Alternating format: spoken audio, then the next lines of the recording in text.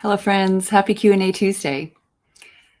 So someone wrote in and asked a question, just simply about, it was more specifically detailed on how to stop eating at a certain time of day. And I've loved noticing over the years that often comes up in evenings or in downtime or in empty space or in an experience where we're not kind of in the usual normal day-to-day activities of life, not just with eating, but with all the things, drinking, screening, scrolling, all of it. So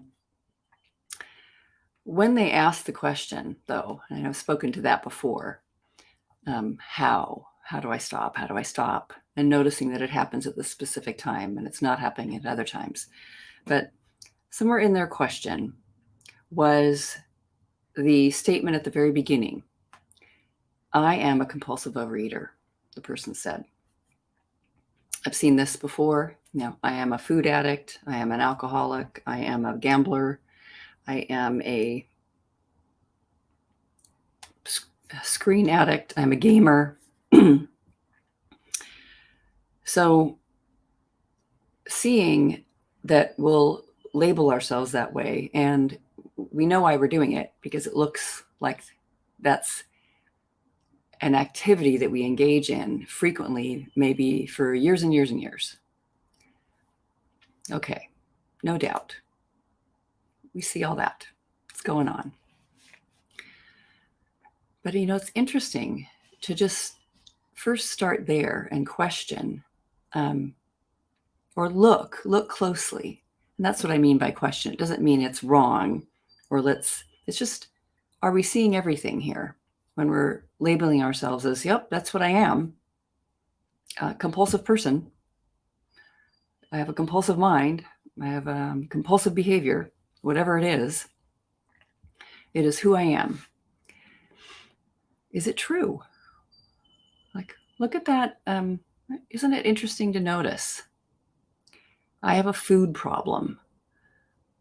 A lot of people with not just food. So food might show up in weight on the body or extreme thinness on the body, or just something that looks outside of sort of the normal middle of the bell curve. And people will think, what's going on over there?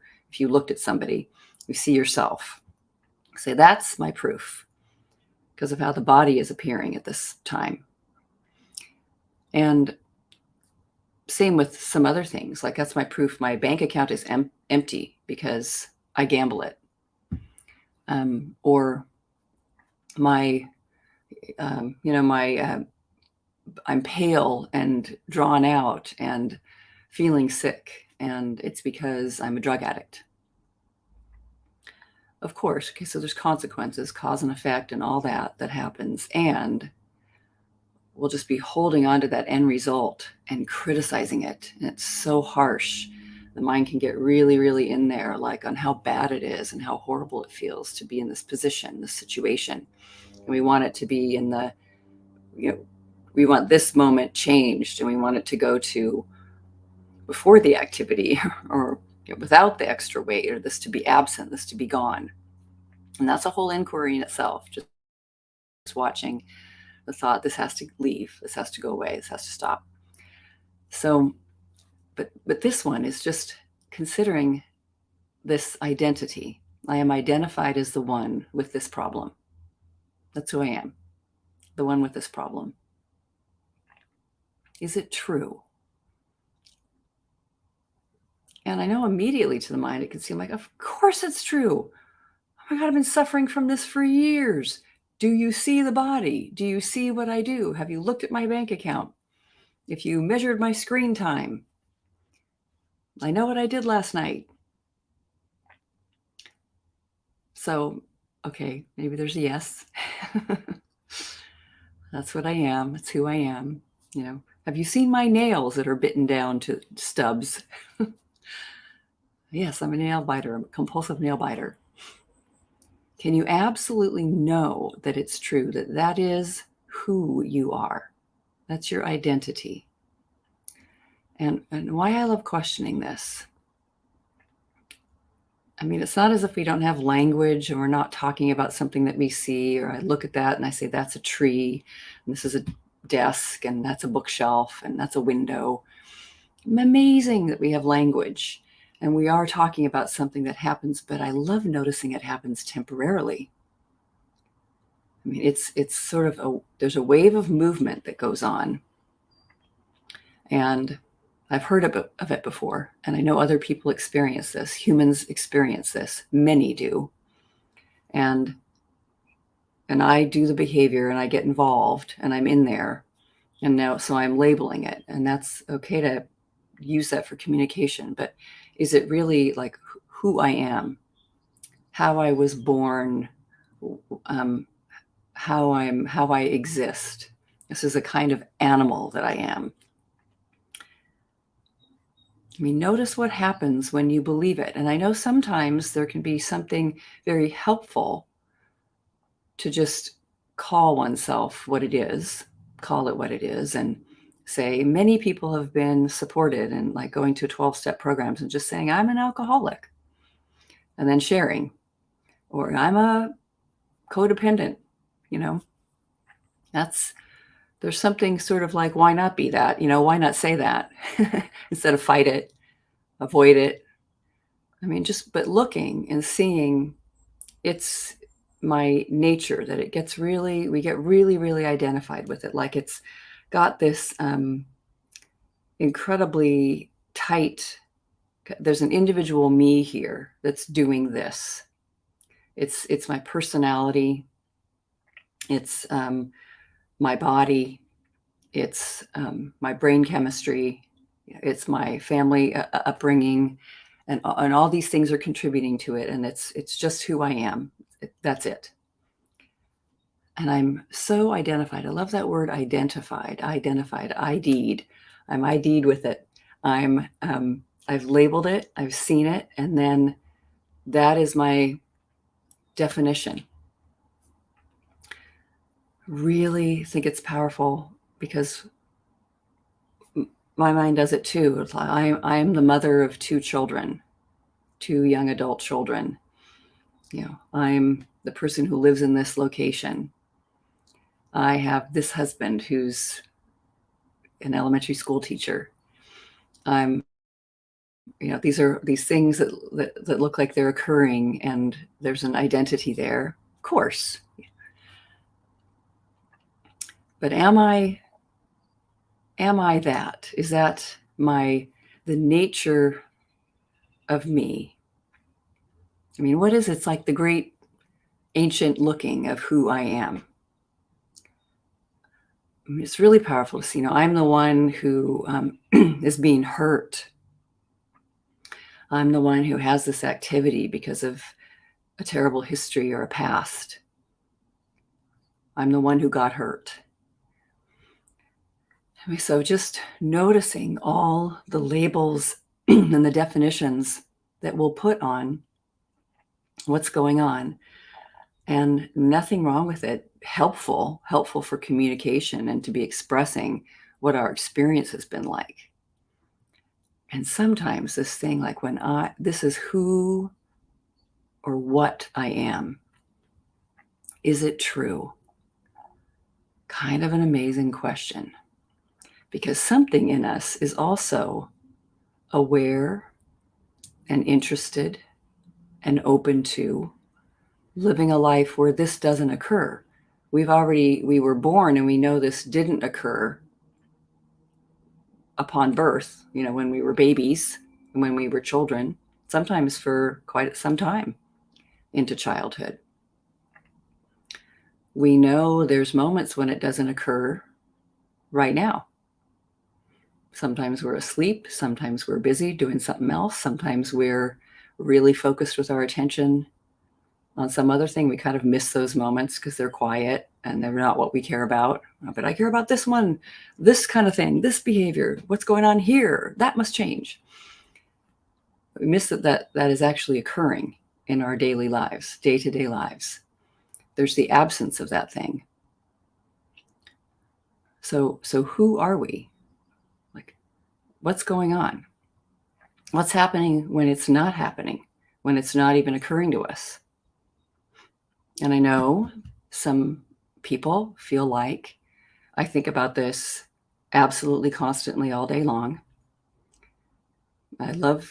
Just spend some time noticing there, because there are gaps. You are not thinking about it all day long. When I have something that comes up that really looks like a problem, and I might even wake up at night thinking about it, it seems like, wow, this is really pressing.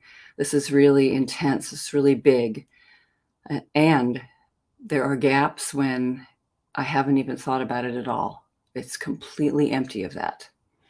There's no identification with that story. It isn't underway. Who knows why?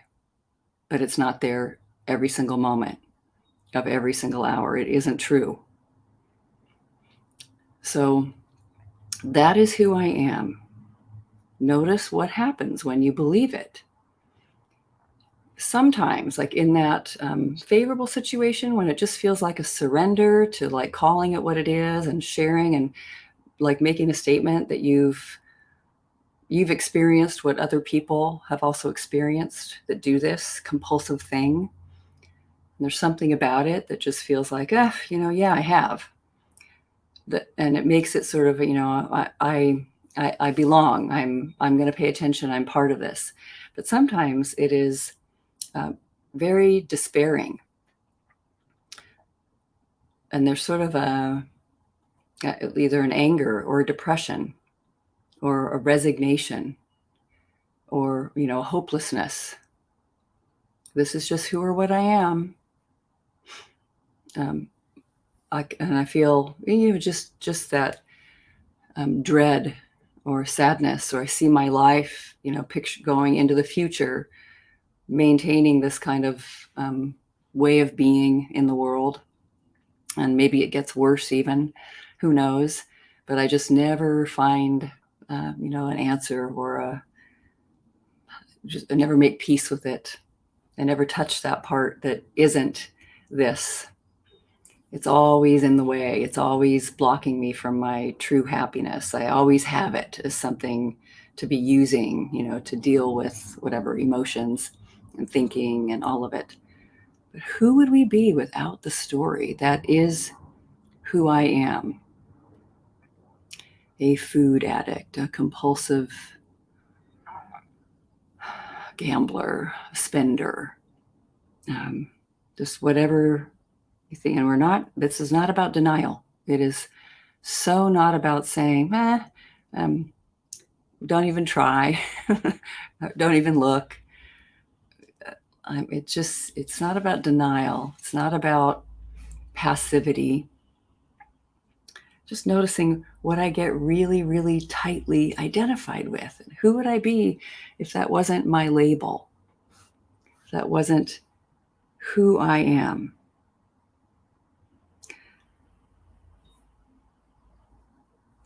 The one without thinking. I love in the work of Byron Katie, the fourth question is, who would you be without that concept, without that thought? And if you're not even sure that you know, what if it's okay to not know? Like, I actually don't know. That there is something that's just present and beaming and radiating and living, and a feeling sense of being lived, being thought. Did I make up these thoughts? Did I make up this experience? Did I make up that history? No, of course not. Who would I be without my story of this thing that looks like it invades my happiness, or comes in and is destroying things, or doesn't seem to ever stop? I like noticing that it does stop. What's here that can hold it all? That is like just this open space. Like, I love this metaphor, like being the screen instead of the movie. What's here? It's like there is something here in us all that is the screen instead of the movie playing. And it's got the movie playing is on it. We're not in denial that there's the movie playing and there's the sound system and but if you got up out of the theater and walked to the edge of the screen, you'd see that it was only like this big, wide, and you can't see the images and pictures, and there's something else that just opens up around that. So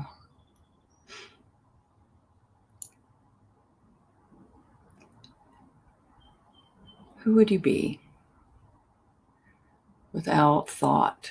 Like, what's going on here, even though thought is happening? If I didn't believe my thoughts, if I didn't start just diving in and thinking, they're true, who would I be? Especially when anything is stressful running, then I'm really activated and kind of triggered into thinking and believing. And it might not be really true for me. If I'm upset, if I feel upset, if I feel stressed, if I feel, wonky about it, I'm probably believing something that isn't really true for me. That's why I feel disturbed. So without the story, it's very ancient and many different religions or sacred traditions.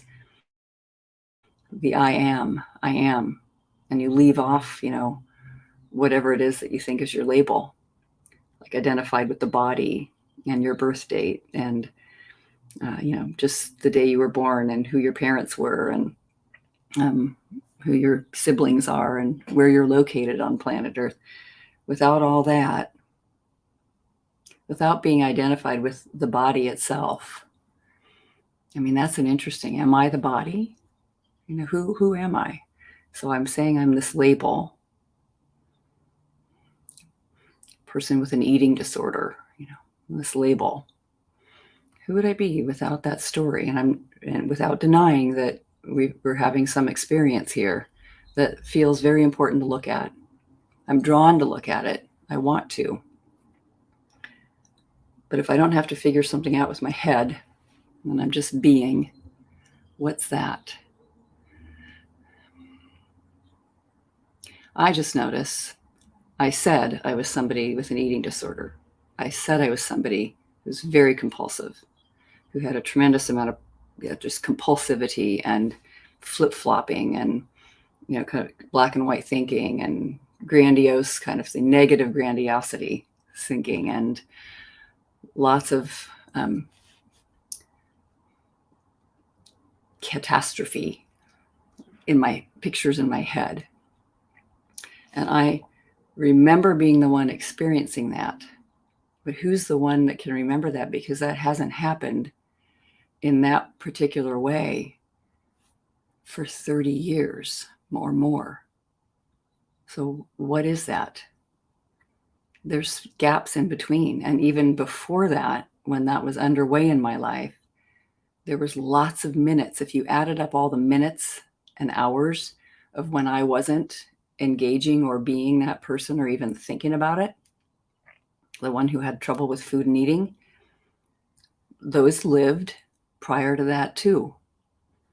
That was there, that was present. And was it a hard time? Horrible. It felt absolutely horrendous. And there's something there. Even that wants and knows balance is present, that all is well, that this will pass, that it's not who you actually really are.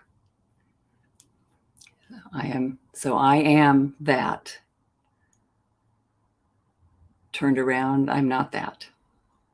That's not who I am. It's a behavior. It's a way of thinking.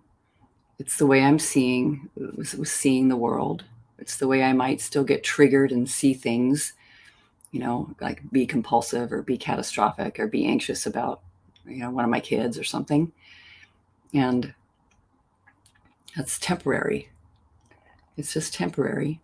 This is just thought patterns doing what they do, waves doing what they do. And I like the turnaround. I am. I am. And feeling the I am without any of the other stuff, without even your name, without even, because somebody gave it to you and it's been what you've been called. But in some ways, there's something here that isn't even got a name. It's not even aware of that, really. But that feels tricky. It's just, I am just consciousness, openness, love, some presence. I am presence itself. It's quite a marvel to touch that and to be in it. Really magnificent, actually. And sometimes to the mind, it'll seem like, this is ridiculous. There's no answers in that. You didn't tell me how to do that. You don't even need to know how, because you're just being lived. You're being lived, human being with a mind. Mind gets really activated sometimes, and that's totally okay. Quite normal. Who are we without believing our story? That's who I am. You could even do it with, if you don't even have a compulsive, obsessive kind of thing that's running in your life, just like, I am the person who's an introvert. I'm the person who's an extrovert. Who are you without that story? And I've had a lot of fun with conversations about being an extreme introvert and coming out introvert on the tests all the time, my whole life. And I don't know. It's that thing that's just present and here and open and being in this world as a human.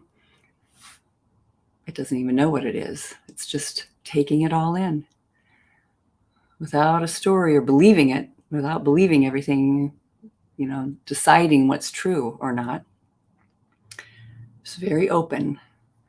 I think it's called also being in the I don't know mind.